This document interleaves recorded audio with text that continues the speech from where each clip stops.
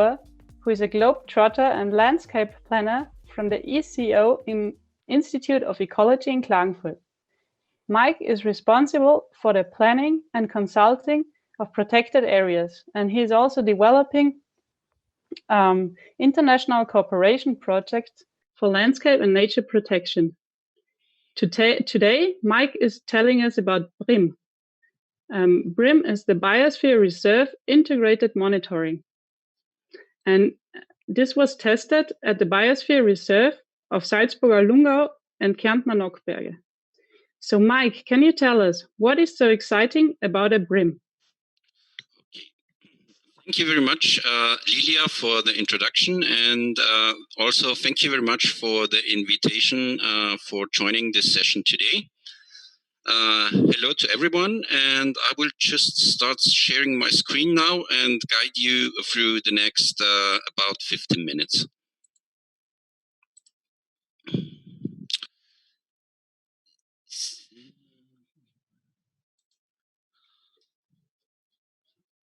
I hope you can see my screen now. Can everyone see my screen? Yes, thank you. Okay, wonderful. So I will talk about BRIM, Biosphere Reserve Integrated Monitoring today. And this is quite an interesting project because it is one of the major challenges to implement really long-term monitoring schemes in biosphere reserves. And this was one quite interesting effort to establish such a system in one or two Austrian biosphere reserves, depending on how you see it. And just very briefly about myself, who am I? So Lilia already introduced myself a little bit, so I won't stop here for too long. But during the past years, I have visited loads of different biosphere reserves across the globe. So you can see here me on a boat in the Lake Biosphere Reserve in Myanmar, then a view of Lake Tana Biosphere Reserve in Ethiopia, the Manu Biosphere Reserve in Peru, the Réserve de la Biosphère du Luberon-Lure in France, the Kruger to Kenyan Biosphere Reserve in South Africa, and the Wienerwald Biosphere Reserve in Austria. So what I wanted to show you here is this extreme diversity of different biosphere reserves and different landscapes. And this is also the inspiring part of my work, to work in all these different cultures and landscapes and to find a common approach how to deal with the local challenges. So basically, just in addition what Lilia said before, I'm basically working at the interface of planning, practical implementation, and science, trying to combine this and to create meaningful results on the ground. So just, I suppose you are all familiar with biosphere reserves, but still I just wanted to highlight, just to give you a frame. So the UNESCO biosphere reserves are protected areas or conservation areas within the frame of the Man and Biosphere Program of UNESCO. And they are supposed to be model regions for sustainable development. As of 2020, the World Network of Biosphere Reserves comprised more than 700 biosphere reserves in more than 120 countries. And these are, as I showed you before, are as heterogeneous as our planet. There are different cultures, different approaches, different landscapes, which also result in different management foci and also different challenges. And this is all within the frame of the Man and Biosphere Program. So what is BRIM? Basically, biosphere reserves are supposed to be experimental sites for developing and testing new solutions for sustainable development. So these biosphere regions should change towards sustainability and make specific interventions to change and transform local systems. And this is a huge task and raises the question, once you reach the change, how do you see it? How can you document it? How can you learn from it? And how can you further develop and use it in management? So this is why UNESCO proposes to have for each biosphere reserve integrated monitoring BRIM, and there is an explicit task to monitor. But as of now, there is no common global standard. There is no common applied system. So the big question remains until today, how to observe this change in a regular way with meaningful numbers. And what showed in our practical work, particularly within the existing financial and human resources limitations that all protected areas are facing. So it's a big challenge. It's a big challenge that is not yet fully resolved, I would say. And this brings me now to the case study of today. So we tried to address this challenge in a project which was funded by the Austrian Academy of Sciences back in 2011, 12, and 13, where our task was to develop a BRIM, a monitoring system for the Salzburger Lungau and Kärntner Nockberge Biosphere Reserve in Austria, and to develop a system that is meaningful and beneficial for the biosphere reserve, that is able to cover long time spans, which is not more expensive than 5,000 euros a year, which is designed in a way which considers the financial and human resources capacities, and which is able to produce valid key figures for justification, for communication, and for ongoing management. So what did we do? First of all, we had some basic considerations. First of all, less is more. So we said, okay, it should be a limited number of core indicators that allow to generally track the change and the development of the region, but which are very, very limited in terms of numbers, because if you collect data over a long time, the data accumulates, and then it becomes a lot of data over the years. And what we have seen in practice is that if you have comprehensive, huge monitoring systems, they gradually decrease in the efforts because it's just too expensive, too laborious. So that was a key point. Then we said, okay, we need to use synergies. A lot of institutions are collecting data. There is a lot of existing data sets around, and we should definitely make use of this. Then we also said, okay, biosphere reserves should develop solutions for sustainable development, which basically, particularly thinking of SDGs, covers pretty each aspect of life. So we said, okay, at least it should include all dimensions of sustainability, plus give an indication about the management activity as such. Then we said, okay, we want to know how does the biosphere reserve develop in comparison to neighboring regions to have an idea, because if you have a global recession, numbers will change everywhere, and we are interested to see if it changes differently within or without the outside the biosphere reserve. And then a main focus is also it should create data for practical use. So we put an emphasis on developing interpretation formats to use the results in decision making, that it not ends up in collecting data in any folder on the computer and no one uses it. So this is led us to this approach that we have these 4 dimensions: ecology, society, economy, plus management, where we identified 12 indicators in total. So it's a very, very slim system, which is annually assessed.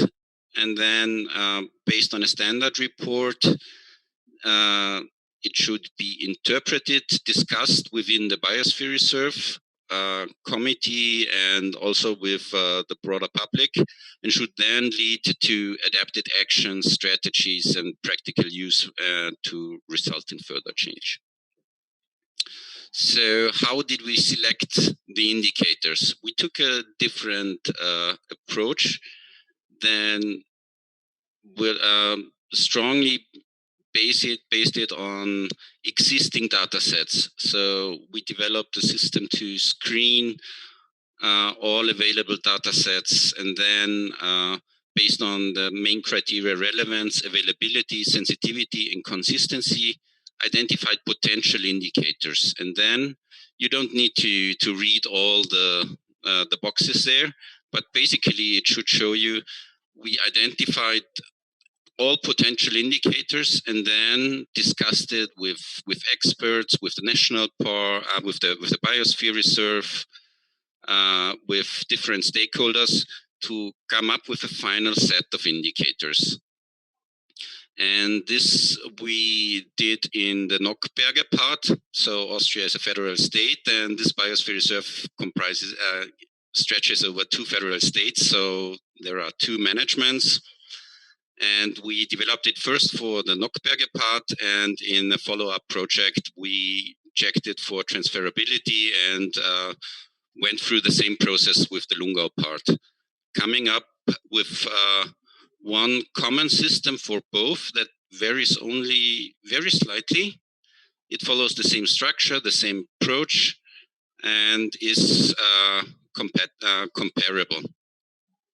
And unfortunately, I only have this figure in German, but it should just show you the basic idea. So we really looked for some key indicators to say, okay, in terms of ecology, the general trend is fine. In terms of economy,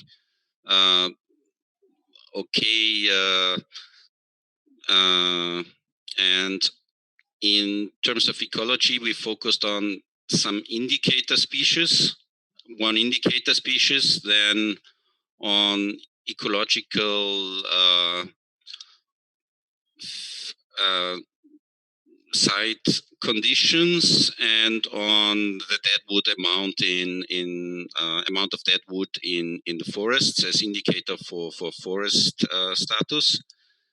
And for the economic dimension, we included the land use, the development of the land use, the changes in land use, the changes in the communal tax, because this indicates economic activity and prosperity, and the tourism tax, because in Austrian biosphere reserves, tourism is quite a major economic factor.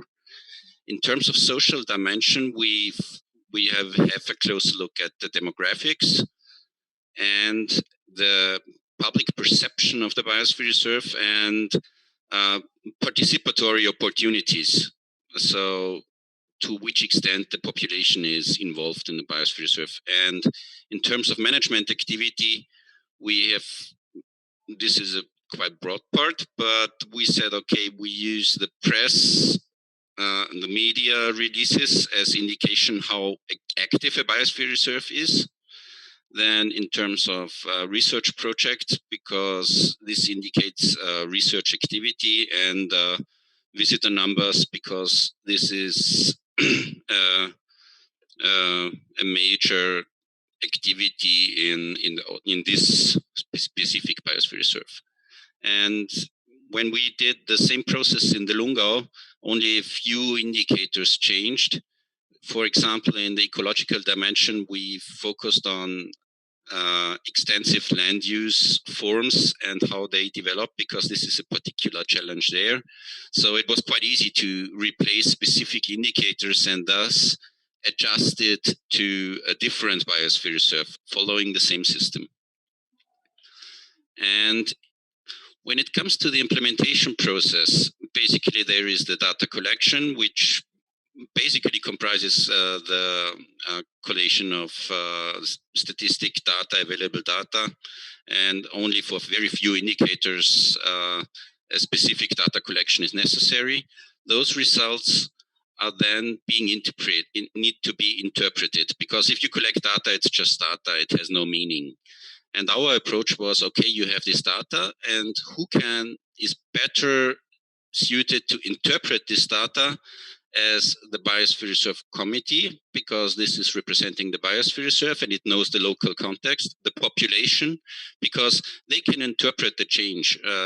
Communal tax is going up, and they say, okay, there recently a new shop opened with several employees, so it gives meaning to the data. And of course, it includes also an expert interpretation, and this should come up with specific recommendations and actions, which could be also, we need to further investigate this. With this very slim system, you can just observe general trends and developments,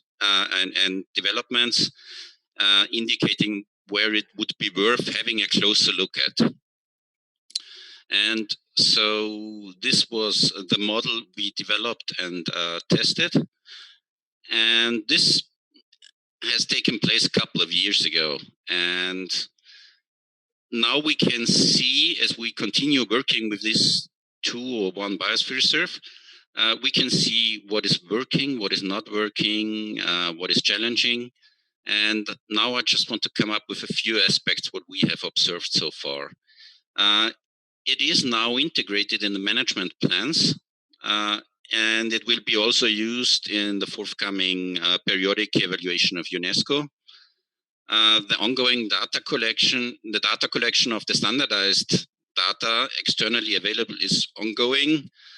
The data collection that is linked to additional efforts, for instance, where an external consultant is needed, external expertise is needed, or for data which needs to be further processed by the Biosphere Reserve, this is a bit more tricky and less frequent. And what's quite interesting is dealing with these continuous challenges. You always have to question a scientifically sound system versus a cost-efficient and easy to implement system, where to draw the line. Then focus more on internal data collection, which you have under control, or on external data collection, where you need to rely on external partners. And if they stop to collect the data, you don't have it anymore. Then there is the big question how to close the gap between the data collection, data interpretation, and the action planning for real adaptive management. So it basically should be embedded in ongoing management procedures, which is a particular challenge. And the overall question for all kind of monitoring is how to attribute the change to a specific management intervention. But this is an ongoing challenge for any monitoring. So coming to an end, what is so exciting about the BRIM and about this approach? It's a system based on available data as far as possible. So it was taking a different path than other monitoring approaches did. It's this constant challenge between scientific relevance and costs. How to design it in a way that it has minimal costs but is still scientifically sound. Where to draw the line? How often do you need to collect the data? Do you need additional data? Then it's a monitoring approach using really on the ground, or considering on the ground capacities. And it has already shown the potential for application and transferability, because we did this for the Lungau part. And finally, you see this figure on the right. We have 12 core indicators, and this would be like a starting point also for a common standard to have really consolidated core indicators that are collected by each biosphere reserve that can be exchanged and compared and discussed, with optional indicators for reflecting the specific challenges of a specific cultural, social, ecological context, and free indicators that could be collected within the system.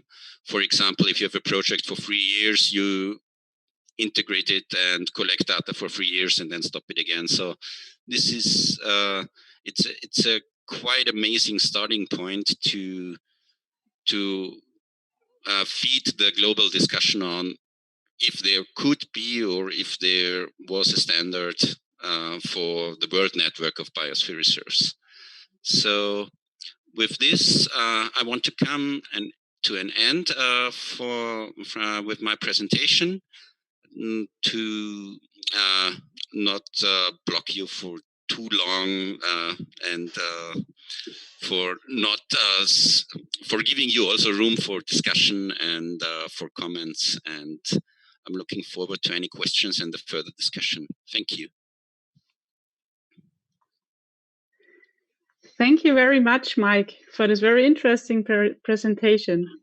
I'm sure that other biosphere reserve managers can profit a lot from the experience that you did with this project about the implementation of integrated monitoring.